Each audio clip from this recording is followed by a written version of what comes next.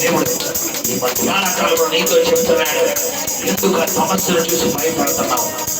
ఆ పరిస్థితిని చూసి ఎందుకు భయపడుతున్నావు?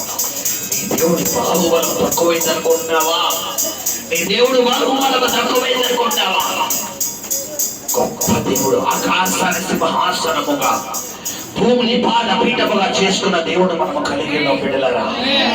ఆయన మహిమ ప్రభావం అరచేయంత మేఘము చెడి వానగా మార్చిన దేవుడు ఈ రోజు చిన్న సమస్యతో ఆయన చెయ్యలేడంటే చెయ్యగలిగిన దేవుడు.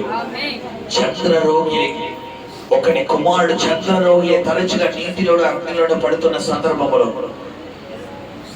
యేసు ప్రభు వారి ద్వారా స్వస్థతలు జరుగుతున్నాయని ఆ తండ్రి విన్నప్పుడు ఆయన లేని సమయంలో ఆయన దగ్గరికి రాక ఆయన శిష్యులు ఆ దెయ్యంను వెళ్ళగొట్టలేకపోయారు.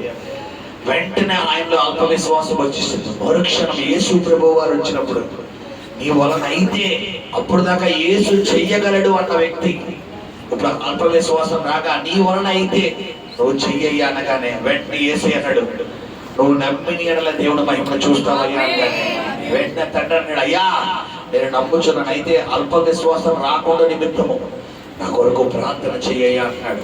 ఈరోజు నీ కొరకు నేను ప్రార్థన చేస్తున్నాను. నీకు అల్ప విశ్వాసం రాకుండా నిమిత్తం నేను ప్రార్థన చేస్తాను, కానీ నువ్వు నమ్మాలి. నీ పరిస్థితి యెజబెలు వార్నింగ్ ఇస్తున్నటువంటి పరిస్థితి, అప్పులు, అనారోగ్యము, కుటుంబ కలహాలు నిన్ను చంపేస్తాయని ఆ యొక్క వార్నింగ్ ఏలియా ఎప్పుడైతే విన్నాడో, మొదటి రాజుల గ్రంథము 17వ అధ్యాయంలో రోషముగా రాజు ముందు నిలబడి ఛాలెంజ్ జరుగుతున్నాడు. అదే ఏలియా మొదటి రాజులు 19వ అధ్యాయం వచ్చేసరికి ఒక స్త్రీకి భయపడిపోతున్నాడు. ఏలియా అంటున్నాడు, ఏలియా ఎక్కడుంది నీ యొక్క సన్నిధి? నీ బలం ఏమైపోయింది? ఒకప్పుడు రాజు ముందు నిలబడి ఎవరి సన్నిధిలో నిలబడి ఉన్నాను, ఆ యెహోవా జీవము తోడని చెప్పిన పౌరుషం ఏమైపోయింది ఏలియా? ఒక్కసారి నువ్వు నిలబడు అనగానే దేవదూత వచ్చి మరణాపేక్షత కలిగినవాడై బదరి వృక్షం కింద పట్టుకున్నటువంటి వ్యక్తిని తట్టి దేవదూత వచ్చి ఆ రొట్టె పెట్టగా, ఆ రొట్టె తినగా 40 రాత్రులు 40 పగలు ఆ యొక్క బలము పొంది దేవుని పర్వతం అని పేరు పెట్టబడిన హోరేబు పర్వతం దగ్గరికి వెళ్ళి అక్కడ నివసిస్తున్నాడు. ఇప్పుడు దేవుడు ఏలియా అనిపిస్తున్నాడు, ఏలియా ఎందుకు ఇలా ఉన్నావు అనగానే అప్పుడు చెప్తున్నాడు, తన పరిస్థితి అంతా చెబుతున్నాడు. అప్పుడు దేవుడు అన్నాడు, అవునా, ఒక్కసారి నా బలం అంటే ఏంటో చూడు నువ్వు అని దేవుని బలాన్ని ముందు పెట్టాడు. ఇప్పుడు ఏలియా అంటున్నాడు, అయ్యా నిజంగా తప్పు అయిపోయింది నాయన, నీ బలం ముందు శత్రువు ఎందుకు పనికిరాడయ్యా, వాడు బలాదుడు నాయన, కానీ నేనే తప్పు అంచనా వేశానయ్యా, నా సమస్యను ముందు పెట్టుకుని నేను తక్కువగా అంచనా వేసుకున్నానయ్యా అని ఏలియా పశ్చాత్తాపడగానే ఇంతమందికి నా ప్రయాణం చాలన్న ఏలియాను తనకంటే శక్తివంతుడమని ఎలీషాను లేపైనటువంటి ఆయుధంగా దేవుడు తయారు చేశాడు. ప్రభు చెప్తున్నాడు, ఈ రోజు ఇక్కడ నువ్వు భయముతో వచ్చి ఉన్నావు, కానీ దేవుడు నిన్ను ఎలీషాను లేపే సేవకుడుగా తయారు చేయబోతున్నాడు. ఇలాంటి పరిస్థితుల్లో ఉన్న అనేకులు తయారు చేసి దేవుడి దగ్గరికి రప్పించే, దేవుడు కొరకు నడిపించే ఒక ఆయుధంగా దేవుడిని వాడుకోబోతున్నాడు. భయపడకు బిడ్డ, భయపడకు. ఒక మాదిరికరమైన జీవితం దేవుడు నీ జీవితంలోకి అనుమతించిన నిమిత్తమే కొన్ని రోజులు ఆ సమస్య మనల్ని నడిపించడానికి దేవుడు డిసైడ్ అయ్యాడు. అతి త్వరలో సమస్య నుంచి విడుదల పొందబోతున్నావు.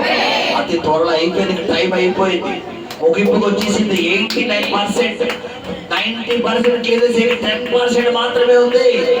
10% మాత్రమే. త్వరలో సమస్య ముగింపుకు వచ్చేబోతుంది.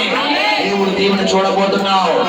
ఏ యెజబెలు అయితే ఏలియాను చంపేస్తాడు వాడిని వచ్చిందో, అదే యెజబెలు రక్తం కుక్కలు నాకినట్టుగా దేవుడు చేశాడు.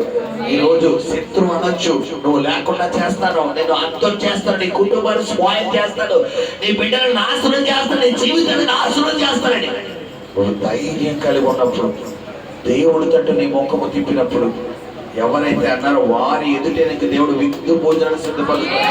వారి ఎదుట విందు భోజనం సిద్ధపరుస్తాడు. దేవుడు బాహుబలం తక్కువ కాలేదు బిడ్డ, తక్కువ కాలేదు, ఇంకా పెరుగుతుంది కానీ తక్కువ అవ్వదు.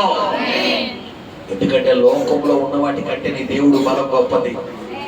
గమనించండి, గమనించండి. ఎవ్వరూ భయపడుతూ నీ సమస్య నిమిత్తం ప్రభు చెబుతున్నాడు, ఆరాధన ఆపి సైతం చెప్తున్నాడు ఆయన, నీ సమస్య కోసం భయపడకో. యెజబెలు ఇచ్చిన వార్నింగ్ భయపడద్దు.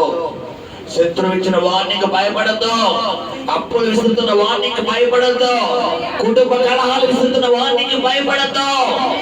నీతో ఉన్నవాడు నీ దేవుడని యెహోవా.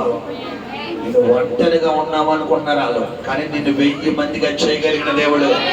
ఎన్నికలేని వాడిగా ఉన్నామనుకుంటున్నారు, కానీ గొప్ప బలమైన జనాంగంగా చేయగలడు. దావీదు ఒంటరోడే, కానీ గొలియాతుని చంపేశాడు. దానియేలు ఒంటరోడే, సింహము సైతం నోరు మూసేసింది. అబ్రహాము ఒంటరోడే, కానీ గొప్ప గొప్ప రాజులు సాష్టాంగపడిపోతున్నారు. ఈ రోజు నువ్వు కూడా ఒంటరోడువే, కానీ నీ వెనకాల ఒక సైన్యాన్ని దేవుడు ఉంచాడు, ఒక సైన్యాన్ని ఉంచాడు.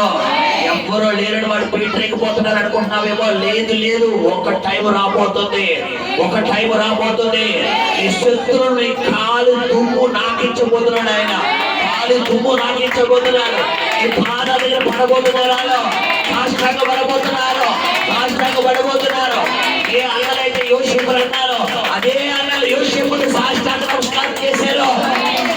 గమనించండి బిడ్డ, ఆ టైం రావాలంటే కొద్దిగా ఓర్పు కలిగి ఉండు, కొంచెం సహనం కలిగి ఉండు. భయపడకు, సొమ్మసిరిపోకు, ఏంటయ్యా ఏంటయ్యా అనుకో. పీస్ ఆఫ్ మైండ్ కలిగి ఉండు, ధైర్యం మోహించు, నిబ్బరంగా ఉండు. ఈ దేవుడిని యెహోవానికి విజయాన్ని ఇవ్వబోతున్నాడు, విజయాన్ని ఇవ్వబోతున్నాడు, విజయాన్ని ఇవ్వబోతున్నాడు. నీతో కూడా వచ్చేవాడు యెహోవాయే, నీతో కూడా వచ్చేవాడు యెహోవాయే. ప్రభువా నీకు వందనాలు నాయనా, మా మధ్యకి దిగి వచ్చినందుకు, మాతో మాట్లాడినందుకు వందనాలు చెల్లిస్తూ యేసు నామములో ప్రార్థించి వేడుకుని పొందుకుని నా తండ్రి. హల్లెలూయా.